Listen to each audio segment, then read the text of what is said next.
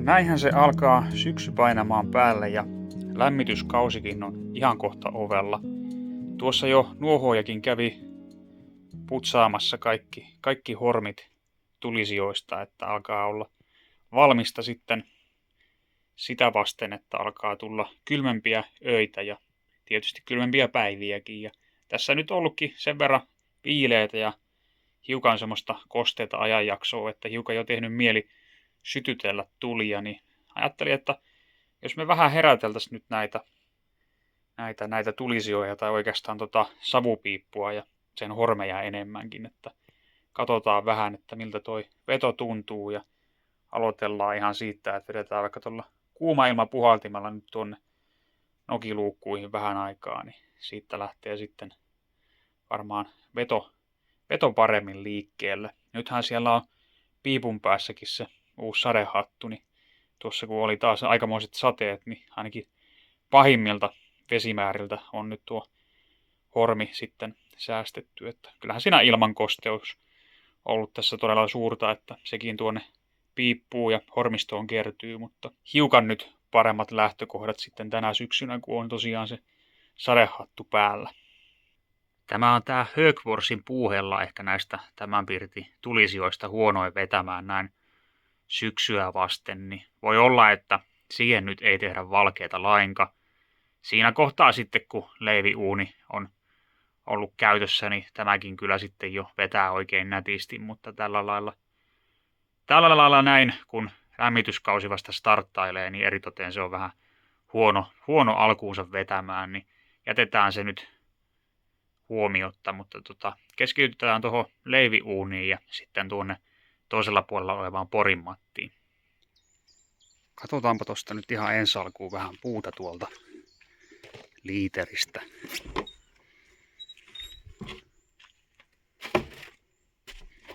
Tässä on tämmönen nurkkaus, jossa on vähän tämmöistä pienempää pilkettä, niin se on varmaan oikein passelia nyt tähän hätään, niin heitetään siitä vähän kopan pohjalle.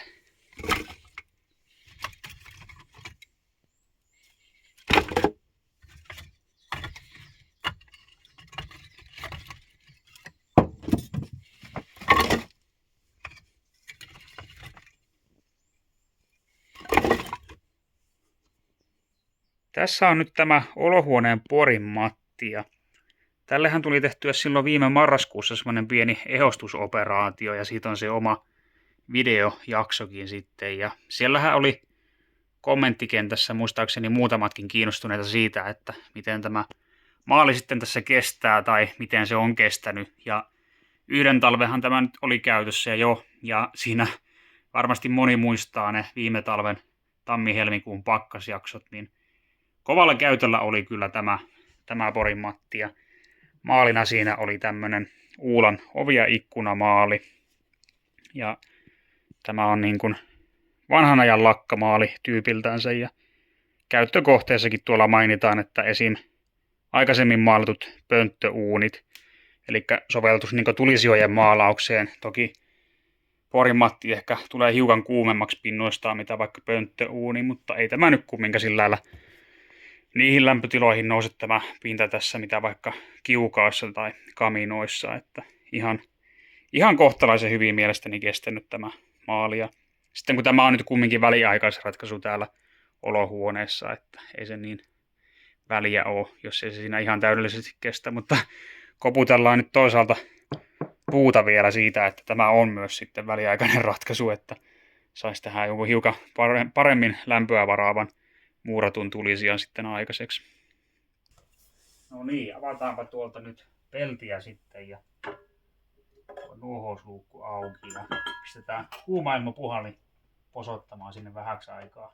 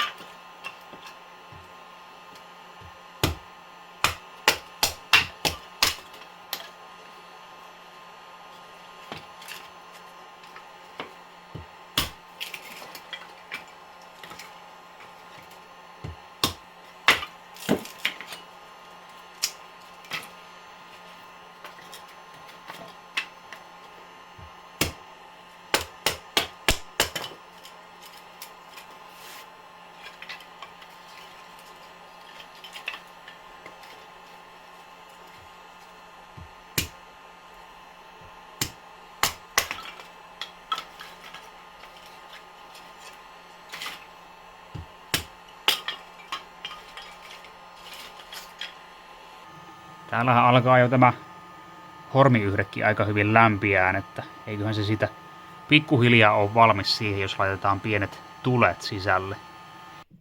Mä kerkesin jo nappaamaan ton kuumailmapuhaltimen tuolta Porimatin puolelta, niin pistetään se nyt tänne leiviuuniin vähäksi aikaa osoittamaan ja katsotaan tulet tuohon Porimattiin.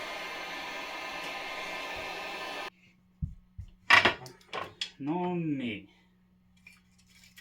Teen pientä tuommoista pilkettä tuohon, että syttyisi ja palaisi helposti. Ei sinne nyt ihan hirveästi aleta puuta laittamaan, mutta katsotaan nyt jonkinnäköinen pieni panos tänne.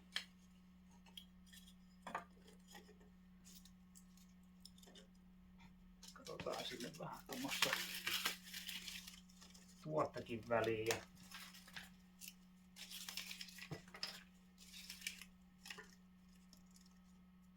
sitten noita pienempiä tikkuja.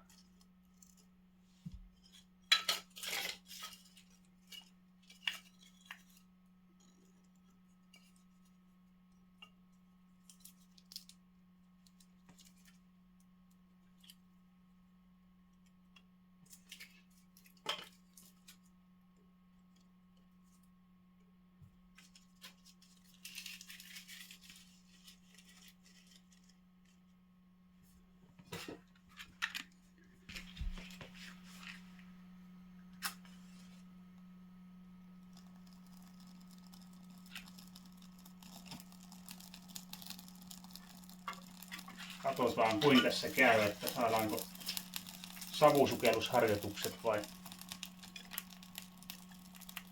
miten käy.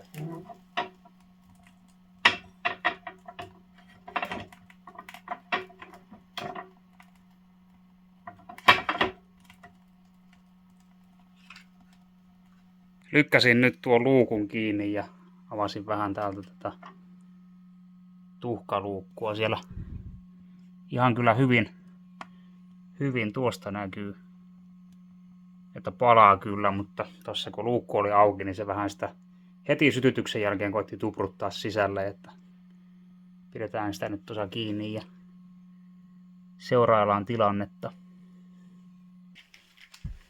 No, sehän sammu ensimmäisellä yrittämällä, mutta ainakaan ei lyönyt noita savuja tänne pirtin puolelle, että siinä mielessä positiivinen startti kyllä. Toivotaan, että siitä nyt ihan lähtisi syttymään sitten.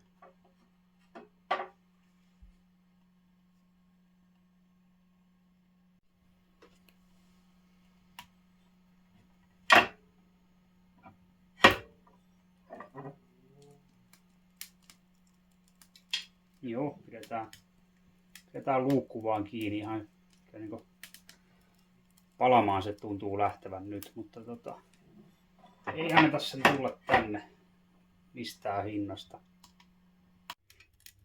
Ihan mukava rätinä sieltä nyt tuntuu kuuluvan. Tossa jos hiukankin ravottaa luukkua, niin sieltä koittaa pientä savukiehkuraa tulla tänne pirtin puolelle, mutta pistin se nyt ihan kokonaan tuohon kiinni asentoon, niin oikein hyvin tuntuu palavan ja ei ala vielä kääntymään takaisin tuo savukaasujen matka, että pidetään sormet ristissä, ettei tehdä savusukellusharjoituksia tähän kohtaan.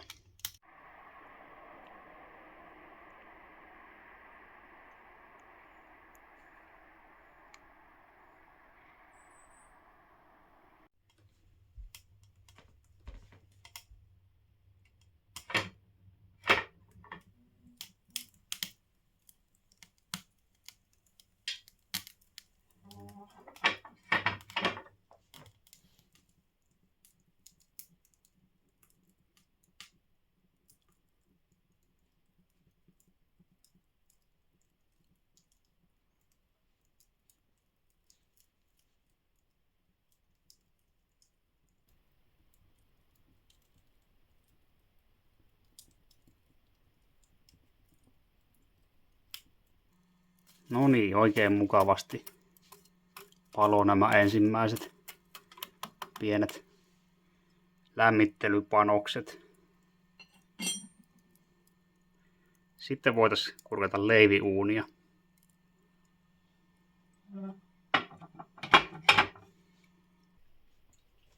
Tehdään tänne tää aika lailla sama homma. Sitten ehkä hiukan isompia puita, mutta ei tehdä hirveän isoa tinkiä.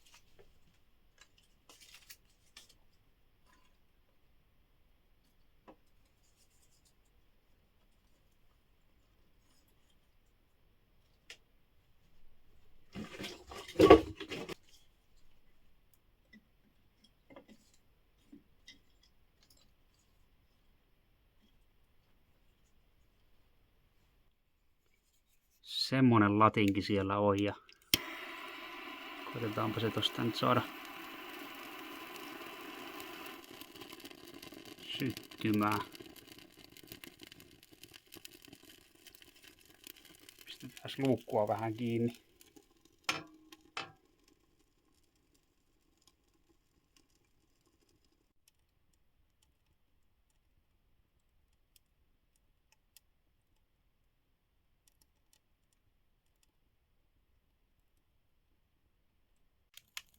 Tuossa alun pienen nuhasuuden jälkeen se ihan mukavasti siitä syttyi kuitenkin. Että pari sanomalehti paperitolloa piti heittää tuonne nuohousluukkuun, niin Johan lähti vetokäyntiin ja mukavasti se nyt siinä palaa. Ei ton enempää varmaan nyt tällä kertaa polteta, mutta katsotaan se siitä loppuun ja vahditaan, että ei se siitä lähde vielä nyt jälkikäteen sitten tupruttaa sisäpuolelle.